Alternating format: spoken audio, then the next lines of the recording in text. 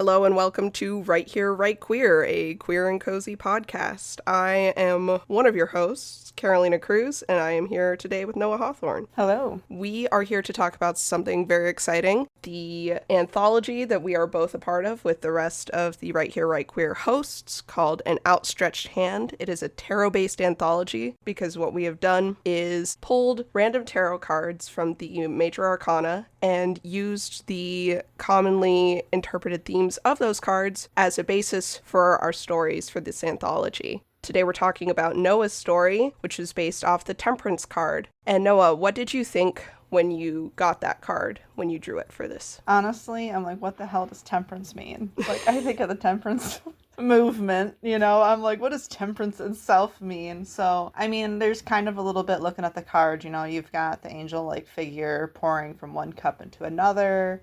They've got the mountains in the background. There's a lot of water.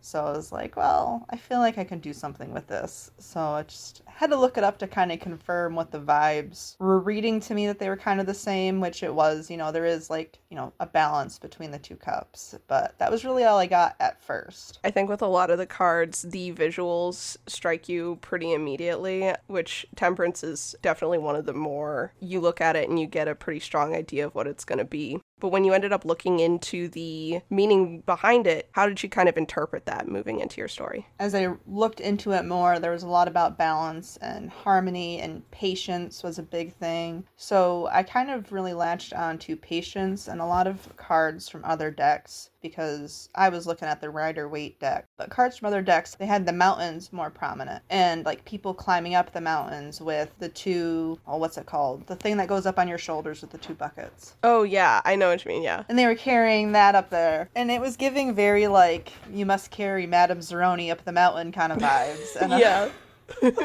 So I just kept thinking of this big mountain and maybe someone a bit older climbing it. And why would they be climbing it? Maybe they're trying to find some peace and harmony and balance at the top. But that kind of started to snowball for me once I was looking into it. And I really liked the mountains. Absolutely. Again, that's one of my favorite things about looking at tarot is like the way that different people's different decks and the art on different decks emphasizes different things in interesting ways. So it's fun to kind of just look at that and let that inspire. What about the card? It was in the mountains you mentioned. Was that like what made you excited the most about the card, or were there other things that made you excited to write your story? It was mostly the mountains. Recently, I wrote a story that took place in South America and Brazil, and they have a lot of really interesting geography there. And one of the things that I found interesting, they're called karst, but it's like marshland, and then you have these rocks that are formed that are like straight up towers, or they be kind of craggy. And I thought that was a really interesting one, like an aesthetic kind of a fantasy vibe, but two, trying to imagine climbing that and why would a person want to kind of a thing. So that was kind of really speaking to me. Yeah, 100%. I used to live near a lot of mountains, and not like that like dramatic, but enough that they're always present in your mind when you're nearby them. And that definitely felt, from the beginning of Temperance, having read it, it felt like they were a presence from the very beginning. Yeah, like they were their own entities. Yeah. I think you captured that really well. Before we get into the next one, do you want to give me a general kind of summary as to what your story is about, and then we can get into what your favorite part of it is? So Temperance follows Ezraphim. He is an older man who, it's implied that he was a mercenary of sorts, that he was in a thieves guild kind of, and he is wandering this marshland looking for the tallest one to throw himself off of. As he puts it, he wants to take a long walk off a short pier.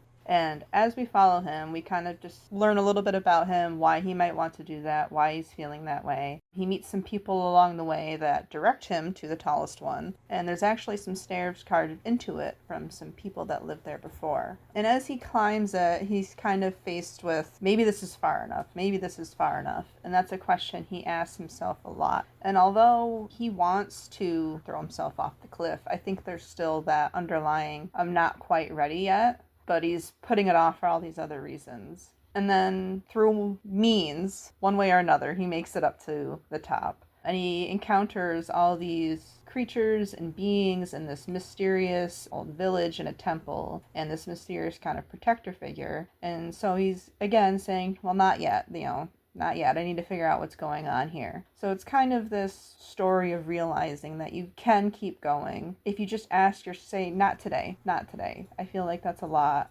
That was a big theme in it. And he's finding his balance in his life and in the mystery he's trying to unfold. He's trying to right the balance of the mountain. So it's basically about an old man coming to terms with himself, his life, the grief that he carries, and connecting with someone else who has some of the same feelings. Yeah, and it's really good. I'm just going to put that out there for all you listening. So there's the journey itself. There's the kind of establishing of what he finds when he gets to what he considers kind of a destination. There's all of these different aspects of the story, but do you have a favorite part of it? I really like the creatures.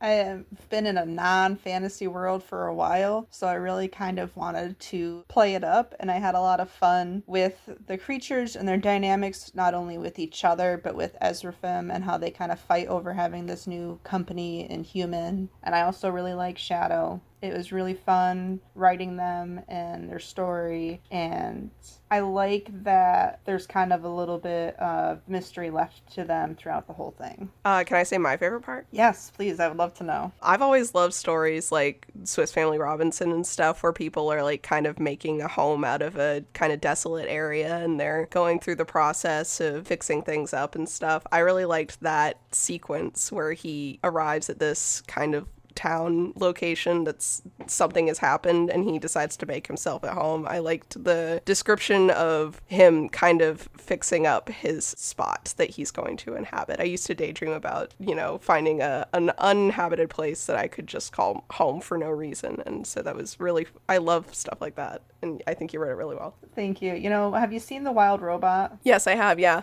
She has to lift up the duck to help so he can do the one stick at a time. That's how I imagine the little leaf creatures trying to help. They're just doing more harm than good. And that was really fun in my mind as they were doing that. They're so cute. Yeah, the kind of spectators, the group of spectating and interfering little forest creatures as he's trying to work was so cute. I loved it. Yes. What do you hope that readers take away from the story? Because I think the thing with tarot is that, all of these cards have sort of things that when you do a tarot reading, you're supposed to take something away for your life. And I think in writing stories based on them, we're trying to leave people with something. So what do you think you hope that people are left with? A theme that's common to a lot of my stories, and especially this one, is, characters that have been through it and they just want to give up.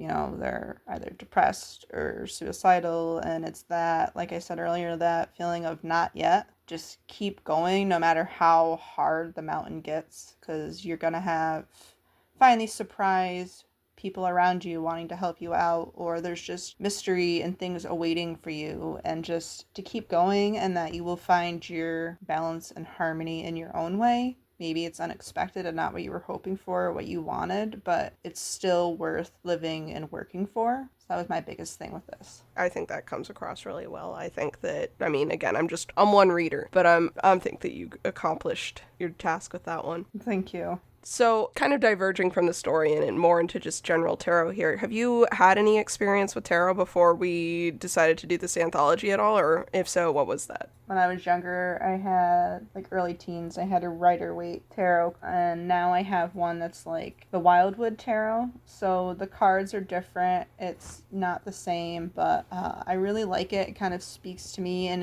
there's a lot of the Green Man and forest creatures, which I think probably influenced this a bit, but it's something that I've always enjoyed. And I kind of like to take my own personal not so strict with it, I guess, as far as looking in the book and what it's supposed to mean. I feel like a lot of that, like you say, is personal to you, and you're taking something away from it based on your own experiences in life.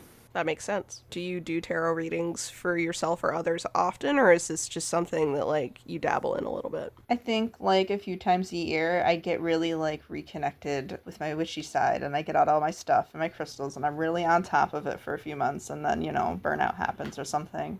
And then it's been a while, right now, and I haven't touched it, but it's still there, waiting for me. And I think that's the nice thing about it, is it's just when it's calling to you, it'll be there. Yeah. Anything else that you want people to know about this story or this anthology? I think when it comes to the anthology, I'm really excited because, and we touched on this a little before we started, like all of our stories are kind of 6 degrees of separation from each other. And none of us, I don't think, were reading each other's while we were writing. Like we would finish and then read. And we still seem so in sync. And I think that was really cool. Like I have, this mysterious forest creature, and you have this really cool fairy. And they're kind of similar, but they're not the same. And there's a lot of talk with gods and multiple stories. And there's, common themes, but they're all touched on and done so differently, which I think is really cool. Yeah, as having read all the stories now, because again, I didn't read them while I was writing either. It's really interesting how it comes together to be so cohesive and at the same time so unique from everyone's different perspectives. I think it makes for a very,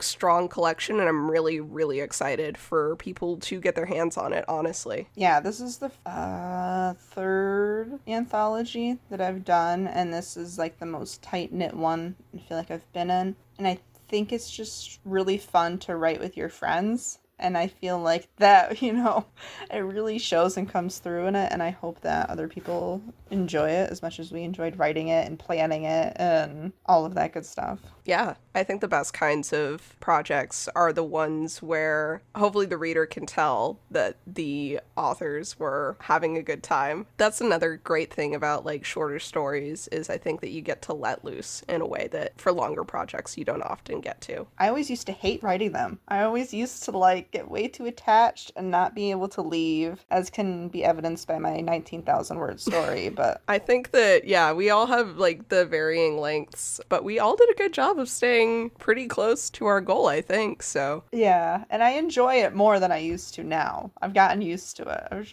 It's definitely a different part of the brain. And I think each story kind of tells you how long it wants to be. You can go into a story having the intention of this is how long it's gonna be, and then you get into it, and it's the story will be I need 4,000 more words, sorry. And you just have to let it be. Exactly. But I think that we've all hit exactly where we need to be. So I'm very, very excited for people to be able to read these stories. Woo-woo. And if you, the listener, want to read these stories or see more information about them, Noah, where can they find you specifically? Social medias, either Noah Hawthorne or Neshima Publishing. I also got my website. And for the podcast itself, where we will be sharing more conversations, or maybe this is the last one, I don't know what order they're coming out in,